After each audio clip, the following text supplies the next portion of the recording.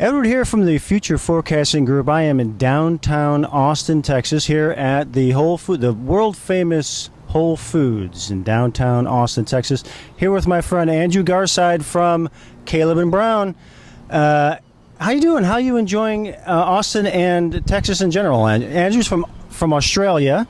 So is this your first time in Austin? It is, yeah. It is my first time in Austin, and it's been great. I've been soaking up the culture and trying a bit of every type of food that you guys provide. So, have you had some barbecue? I have, yes. I'm a big protein eater, so big meat eater. So it's beautiful. Yeah, it has been good for you. You are here at the Consensus Crypto Convention. Is that correct? That's right. Yes. And how has that been going? Oh, it's been excellent. We've certainly seen a lot of different speakers and from all across the industry. Met up with some projects, it's been great fun. So you're here as a representative of Caleb&Brown. So for those who don't know who Caleb&Brown is, what does Caleb&Brown do, and what do you do with Caleb&Brown? So Caleb&Brown is a cryptocurrency brokerage. We essentially are very similar to a traditional stockbroker, but obviously cryptocurrency. So we have the brokerage part of it, which is pretty much our bread and butter. That's the main part of the business. But over the course of the last 12 months, we've opened another division of the business, which is asset management. It sounds like you guys are expanding or growing as a company. Yeah, definitely. So we've been around since 2017. So we've seen numerous market cycles. We have definitely expanded. We now have an office in Melbourne. We have an office in London to facilitate the 24-hour trading for our clients. And it's been very, very exciting, and we have definitely been growing over the past few years, that's for sure. I just want to be very clear. Andrew is my broker for Caleb&Brown. So when I get invested in my cryptos, Andrew is the guy that I contact, and he does a great job, and I feel very comfortable sending my money to Andrew to get me the cryptos that I need. As you're kind of on a tour of the States a bit, going to different crypto conferences and kind of getting out there in the United States. Are you seeing anything here at the Consensus that is indicating to you a shift or a change in the mood, a progress forward as far as crypto goes? I don't really want to call them cryptocurrencies anymore. I prefer to call them crypto because I do like the ones that have a utility. Are you seeing something changing in the system here? Well, look, I think it is definitely, there is always, it's one of those industries where there's always changes, and it's always moving to the point where it moves quicker than what regulations and political parties can keep up with. So that's always going to be the thing that tends to slow down the development in cryptocurrency. But definitely we're seeing crypto move into a much more mainstream asset class, and that's obviously the result of the ETF approvals. Obviously, most recently the Ethereum ETF approval, but we are seeing. What I've been noticing is there's a lot more talk from traditional finance players, and also there's a lot more talk around the ETFs and around institutions getting involved. You were telling me that here at the Consensus Conference, you have somebody from the SEC is here speaking. So there was a representative from the SEC. She was here chatting, and there was a talk with the SEC. Yeah, and they are the crypto positive. I'm assuming. Well, I would say there's a lot of caution with the SEC, and again, it was a representative, so the representative themselves doesn't, so to speak, represent all ideas and all thoughts through the SEC, but she was positive, but very cautious. That's very exciting. Now, being from Australia and working in this business in Australia, going to conferences there, conferences here, when we think of crypto, the crypto sphere, it's a global, it's kind of a borderless institution. Are you seeing any difference between what you see in Australia and what you're seeing here in the United States, or is it the same, or what? Look, I would say generally the same, and I mean every investor all over the globe has different outlooks, and that's just how it works. So I think just generally it is the same, depending on what investor you are, what you're looking at, and the beauty of cryptocurrency is there's so many different tokens and there's so many different views. It doesn't really matter where in the world you are. There will be people in the US that have the same views as people in Australia, and vice versa, and then there will be people that don't have the same views. It is, as you said, it's a global asset class, unlike equities, and it definitely feels like we are getting a lot of people with particular views, and regardless of what country they're in. That's fascinating. It's a little noisy. We are downtown again. We are in downtown Austin. It's a little bit noisy here, but it's a city. It's just what happens. Now, as far as what you do or what you offer to your clients with Caleb&Brown, as opposed to like a Coinbase or something of those like that, why would somebody want to choose Caleb&Brown over something like that?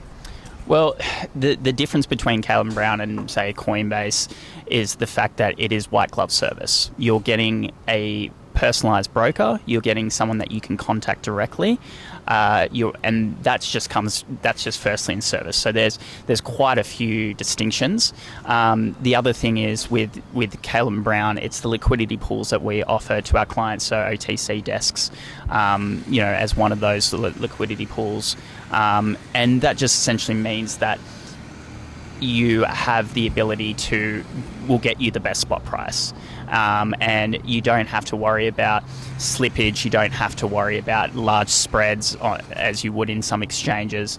And that, at the end of the day, is how exchanges make their money. Most of their money through their wide spreads. And for us, that's not how we make our money. We make our money through a brokerage fee.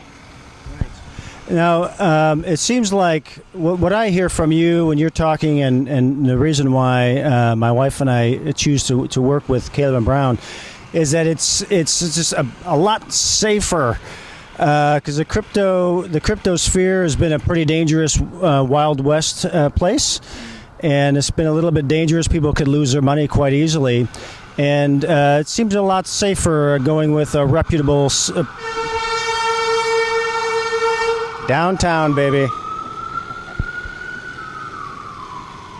You never know what's going to happen downtown, but it's the safety factor that I see with you as with Caleb&Brown as well. Yeah, look, I always say cryptocurrency, realistically, it's not user friendly, and that's where using a broker like ourselves, you have someone on your side. You have a broker you can discuss, your obviously execution strategies. You can talk about portfolio construction. You can talk about the tokens. You can talk about what you're looking at. You can even come to us, and we have plenty of clients come to us and say, hey, I saw this online. What do you think about it? Is it a scam? Or is this real? Is this real, or is this legitimate? And that's something that we as brokers, we can investigate for you. We can make sure that you're protected. We can make sure that you're not just throwing your money into a Ponzi scheme, or you're not just giving it away to someone. And unfortunately, as you said, cryptocurrency, it is a bit like the Wild West, and until we start to look and there is regulations and there's protection for investors, there are going to be these scams, and that's where using a broker like Caleb&Brown, you've got someone on your side that you can email, you can call, whatever, and that's where we provide you with some confidence that you're protected. Yeah, that is so important, especially when we hear things like the FTX thing or some of these other scams that have been out there that people have gotten caught up in. And I got to tell you, even as a seasoned remote viewer, I don't get any sense that I'm in danger working with Caleb&Brown, that there's going to be any kind of shenanigans like that. You are an accredited corporation, correct? Correct, yeah. So we have all the the licensing for our business, and that's where we, as a business, we make sure that we're following all the legalities that we need to. So that's what we want. We want clients to feel confident in using us. We want clients to feel like they have protection and they have someone that's there to look out for them, and that's really good to hear. I think that's what's keeping a lot of people from investing in crypto in the past couple of years. It's just such a scary place. So having a place like where you work, that helps to ease people's minds on what they can invest in when they see such an amazing opportunity as it has been for the past 10 years or so. So have you seen anything here at the Consensus that you've liked? What has it been like here at the Consensus? Are you speaking with my personal favorite, Hedera Hashgraph? Yeah. So I've spoken to the guys at HBAR, and they always lovely to speak to. Went through, spoke about the utility in the cryptocurrency or in the token. Even discussed, as we saw a few months back, around the tokenization of the BlackRock financial instrument, and as much as it was misconstrued as there's an ETF for HBAR.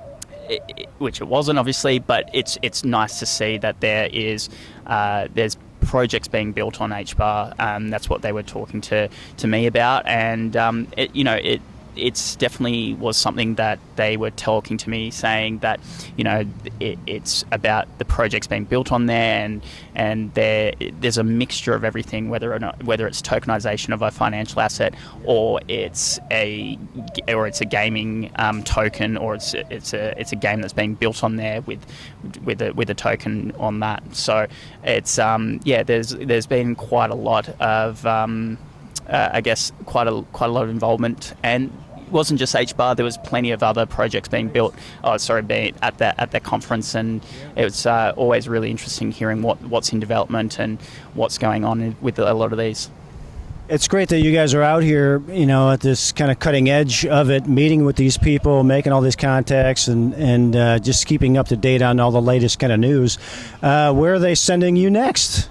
Well, we don't know yet, but we always try to have, if it's not me, but we have plenty of people on our team, other brokers, other people of the part of the business that go to a lot of these conferences. And this year in particular, we've had members of the team go to the conference in Dubai, go to the conference last year in Singapore, obviously conference here in Austin.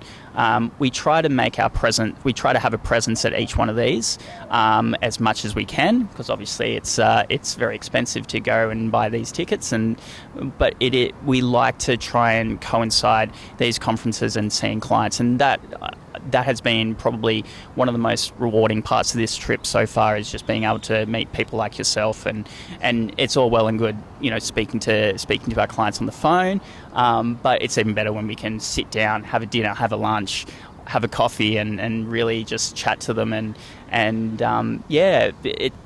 we say we offer a personalised service, and you can't say that you offer a personalised service until you get to meet your client in person, and that's what's really, really fun. That's great. We'll have the links below if anybody wants to reach out to you, and I hope they do. And I want to thanks for meeting up with me here in downtown Austin. It's very noisy, but it's a beautiful day, and we found some nice shade. And I'll let you get back to the conference and make more contacts and have a great time. It's been a real pleasure hanging out with you today, Andrew. Thanks so much. Edward, from the Future Forecasting Group, live from Austin, Texas. Many more to come.